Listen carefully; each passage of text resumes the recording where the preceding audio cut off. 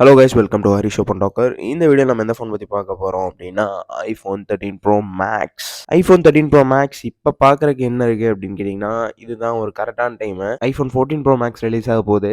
என்னென்ன iPhone 13 bro மேக்ஸில் இருந்துச்சு அப்படின்னு பார்த்தோன்னா, ஐஃபோன் 14 ப்ரோ மேக்ஸில் என்னென்ன நம்ம எக்ஸ்பெக்ட் பண்ணலாம் அப்படிங்கிறதையும் நம்ம பார்த்துடலாம். ஐஃபோன் 13 ப்ரோ மேக்ஸ் கம்ப்ளைண்ட் பண்ணுறதுக்கு ரொம்பவே கம்மியான ரீசன்ஸோட வந்த ஃபோன். இன்ஃபேக்ட் 12 ப்ரோ மேக்ஸில் கூட நம்ம பெருசாக காம்ப்ரமைசஸ் ஃபேஸ் பண்ணியிருக்க மாட்டோம். கம்ப்ளைண்ட் அதில் சொல்ல போனால் ஹை ரெஃப்ரெஷ் ரேட் இல்லாதது மட்டும் தான் நம்ம சொல்லியிருப்போம். இதில் அந்த ஹை ரெஃப்ரெஷ் ரேட் கூட கொடுத்துட்டாங்க.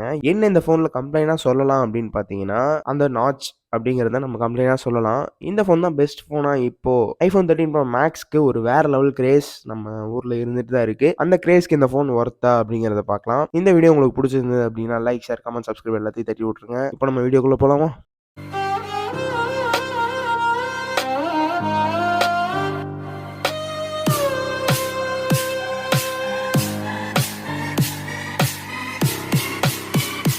இந்த ஃபோன்லேயும் நம்ம டிஸ்பிளேலேருந்து ஆரம்பிக்கலாம். 6.7 inch super retina XDR OLED 120Hz HDR10 இருக்கிற Dolby vision display, 1200 nits peak brightness போகும், 458 pixel per inch density, 120Hz refresh rate இருக்கு. டிஸ்பிளே சைடில் ஆப்பிள் பொதுவாக காம்ப்ரமைசஸ் பண்ண மாட்டாங்க. இங்கேயே எந்த காம்ப்ரமைஸுமே இல்லை. ஒயிட் கலர் கேமரா சப்போர்ட் இருக்கும். True tone display, ceramic shield அப்படின்னு சொல்லி ஒரு ப்ரொடெக்ஷன் லேயர் கொடுத்து ப்ரொடெக்ட் பண்ணியிருப்பாங்க. ஆலிஃபபிக் கோட்டிங் கூட இருக்கு. டிஸ்பிளேல டாப் நாச் காமெடி. சரி, ஓகே. டிஸ்பிளேல நாச் இருக்கு.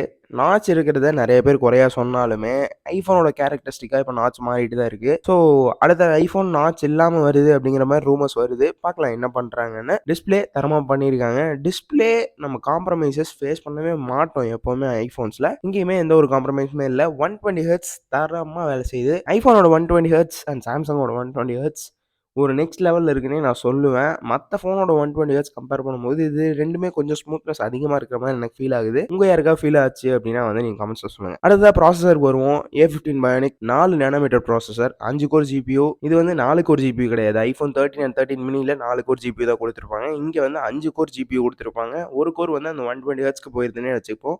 4 கோர் பெர்ஃபார்மன்ஸ்க்கு கொடுத்துருக்காங்க. இந்த ப்ராசஸர் பார்த்தீங்கன்னா இப்போ உள்ள ஸ்மார்ட் ஃபோன் செக்மெண்ட்லேயே ஒரு நல்ல ப்ராசஸர், டாப் ப்ராசஸர்னே சொல்ல முடியும். இந்த ப்ராசஸரை இன்னுமே இந்த இப்போ ஸ்னாப் ட்ராகன் 8+ Gen 1 கூட பீட் பண்ணலாம் தான் சொல்ல முடியும். ரொம்பவே ஒரு நல்ல ப்ராசஸர். கேமராஸ் பொறுத்தவரை போரிங்கான செட்டப் தான். 3மே 12 மெகா பிக்சல். நம்ம எதுவுமே பார்க்காதது கிடையாது. பட் இங்கே எதுவுமே கம்ப்ளைண்ட் பண்ணவே முடியாது. 12 மெகா பிக்சல் மெயினாக இருக்கட்டும், 12 மெகா பிக்சல் டெலிஃபோட்டோவாக இருக்கட்டும், 12 மெகா பிக்சல் அல்ட்ராவைடாக இருக்கட்டும், ஐஃபோன் 6 இருந்தே 12 மெகா பிக்சல் சென்சார் சைஸ் தான் யூஸ் பண்ணுறாங்க.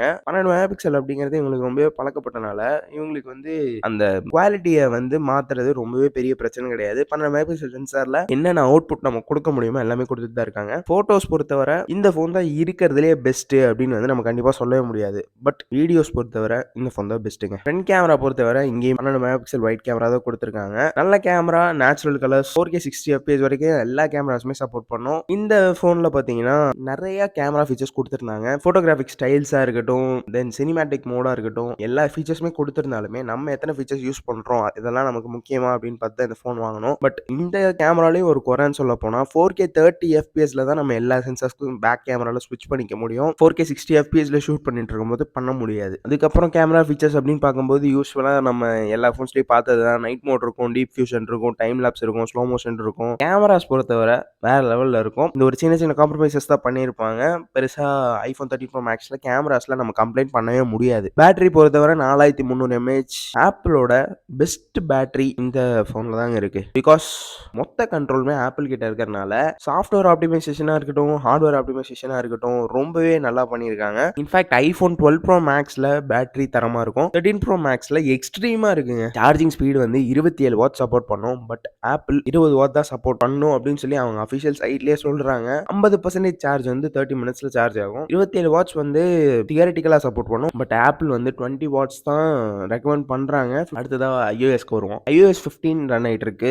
நிறைய ஃபீச்சர்ஸ் இருக்கு. கிளீனாக சிம்பிளாக இருக்கு. இப்போ போனஸ் ஃபீச்சராக இருக்கிறது பார்த்தீங்கன்னா மாஸ்க் ஐடி. மாஸ்கோட ஃபேஸ் ஐடி இப்போ யூஸ் பண்ணிக்கலாம். சிஸ்டம் அனிமேஷன்ஸ் இந்த 120 ஹெர்ட்ஸாக இருக்கட்டும், iOS 15 இருக்கட்டும், ரொம்பவே தரமாக ஹேண்டில் பண்ணுது. ரொம்பவே நல்லா இருக்கு. iOS 16 கூடிய சீக்கிரம் வந்துடும். ப்ரொடெக்ஷன் பொறுத்தவரை IP68 வாட்டர் ரெசிஸ்டன்ஸ் கொடுத்துருப்பாங்க. 6 மீட்டருக்கு 30 நிமிஷம் வரைக்கும் நீங்க தண்ணிக்குள்ள போட்டுக்கலாம். பட் தண்ணிக்குள்ளெல்லாம் போடுறது ரெக்கமெண்டட் கிடையாது. ஏன்னா தண்ணிக்குள்ள போட்டீங்கன்னா ஃபோன் என்ன ஆகும் நமக்கு கண்டிப்பாக தெரியாது. செராமிக் விண்ட்ஷீல்ட்ல பேக்ல ஃப்ராஸ்டட் ஃபினிஷ் குடுத்துருப்பாங்க. நல்ல ஒரு ஃபினிஷ் ரொம்பவே நல்லாருக்கும். மேக்ஸேஃப் சப்போர்ட் இருக்கு and also wireless charging support கூட இருக்கு. ஸ்பீக்கர் பொறுத்தவரை stereo speaker support, spatial audio support கூட குடுத்துருப்பாங்க. ரொம்பவே நல்ல ஸ்பீக்கர்ஸ். பயோமெட்ரிக்ஸ்க்கு ஃபேஸ் ஐடி மட்டும் தான். என்ன ப்ரோ இன்னும் ஃபேஸ் ஐடி மட்டும் தானா, ஃபிங்கர் பிரிண்ட் குடுக்கலையா அப்படின்னு கேட்டீங்கன்னா, 14ல கூட வருமான்னு எனக்கு கண்டிப்பா தெரியல. ஃபேஸ் ஐடி தான் அங்கேயே குடுக்க போறாங்க. ஃபேஸ் ஐடி ரொம்பவே ஃபாஸ்ட்டா செக்யூரா இருக்கு. இன்ஃபாக்ட் மாஸ்க் போடுற இடத்துல கூட நம்மளால ஃபேஸ் ஐடி யூஸ் பண்ணிக்க முடியறனால, இப்போ ஃபேஸ் ஐடிய நம்ம கம்ப்ளைண்ட் பண்ணவே முடியாது. 5G சப்போர்ட் கூட இருக்கு. அல்ட்ரா வைட் பேண்ட் சப்போர்ட் நெறைய இருக்குங்க. இந்த ஃபோன்ல எல்லா ஃபீச்சர்ஸையுமே ஆப்பிள் பேக் பண்ணி குடுத்துருக்காங்க. இந்த ஃபோன்